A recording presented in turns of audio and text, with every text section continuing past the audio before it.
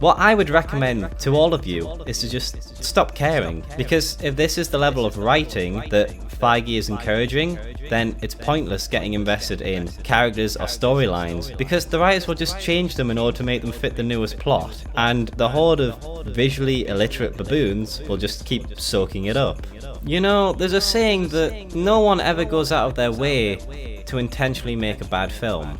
I would disagree, because the fact that Feige is encouraging this level of writing shows that he just wants to make bad films and bad TV shows.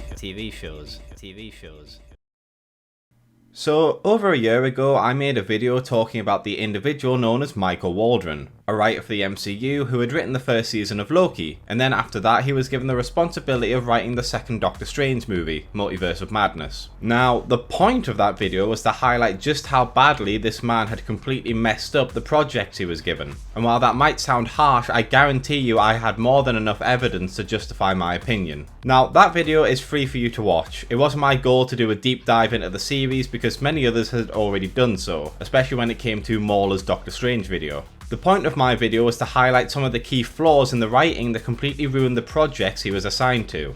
Again, the video is there, but for those of you who just want a quick reminder, Michael Waldron is unable to write characters consistently. In Loki, he changed the maniacal, borderline insane, narcissistic 2012 Loki into what is essentially a sweet and gentle puppy dog because that's what he wanted Loki to be written like. Logic of the plot be damned. He also fucked up Doctor Strange's character for the sake of pushing a theme about him always wanting to be in charge, despite the fact that we've already seen several times throughout the MCU that he is more than willing to go with what other people tell him or want him to do if that's for the greater good. The story relies heavily on coincidence and contradictory writing happening. In Loki, we are told that the TVA will prune any timeline as soon as a divergence happens. Yet we see several other versions of Loki that clearly aren't like the main Loki, and yet they were allowed to grow up from being babies because otherwise the rest of the plot wouldn't happen. In Multiverse of Madness, Doctor Strange needs to get a magic book, but it's been sealed away by his dead alternate universe version and no one knows where it is, not even the Illuminati.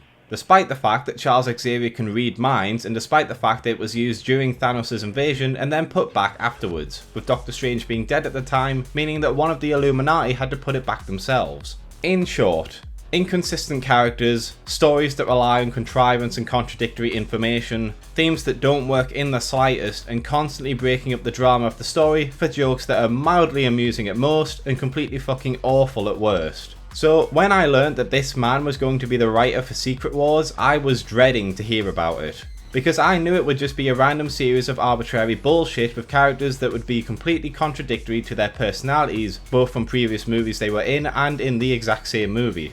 My feelings about this have been even further validated recently when we learned that Michael Waldron admitted during the filming that he was constantly rewriting the project as it was being filmed, with Sam Raimi confirming he had shot about 2/3 of the Multiverse of Madness movie and the last third of the film still wasn't written. Recently, the head writer of Loki Season 2 came out and said that not only did he have to rewrite a lot of Loki Season 1 to try and make it make sense, but he basically did the finale by himself. So in short, not only did Waldron leave his own show in a completely nonsensical state and then had someone else finish the work for him, but then he didn't even have a full script done for Multiverse of Madness despite the fact that they had started to shoot with it. Yeah, that's definitely a case of me just not knowing what to do with the script. However, it seemed like things were getting back on track for the MCU recently.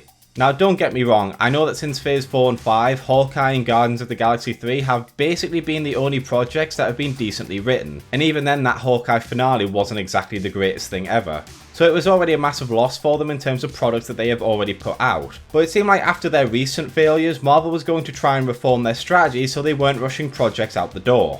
Michael Waldron had seemingly left Sceret Wars ages ago, giving me some hope for the first Avengers movie since 2019. A lot of projects that were slated to start filming or be released have been postponed indefinitely. The Blade movie, that apparently sounded like an absolute dumpster fire, has now been reworked with new people and it seems to be becoming the R-rated bloody vampire film Blade should be in. And shows such as Daredevil are being redone with actual showrunners to guide things through and get better writing staff. It seemed like after the disasters that have come out over the past 3 years, Kevin Feigi and the Disney executives were about to start trying to make their best pieces of media again that they could, not just trying to rush out as much as they could. And then, a few hours ago, it was announced that Waldron was back. Not only was he back for Sceret Wars, but he was back for the Kang Dynasty as well. Just when you thought they were finally going to make some good decisions for the betterment of the MCU, they come out and announce that this guy would be taking over what are arguably the two biggest films that they are going to be releasing in a long time. So yeah, I honestly have no idea who decided to get someone who couldn't even finish his own passion project to direct two of the biggest movies that they have to get right.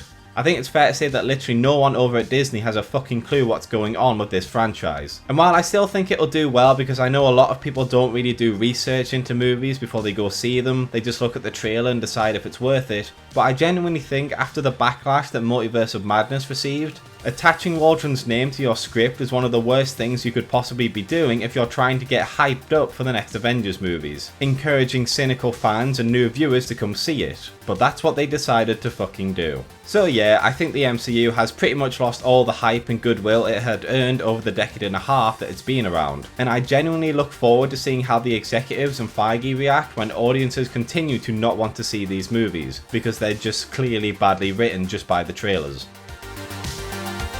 Thanks for watching, lads and lasses. If you enjoyed this video, please consider liking, subscribing and checking out some of my other videos. And if you're feeling really generous, please consider my Patreon or YouTube membership. But overall, I just hope you had a great day, and hopefully I will see you in the next video.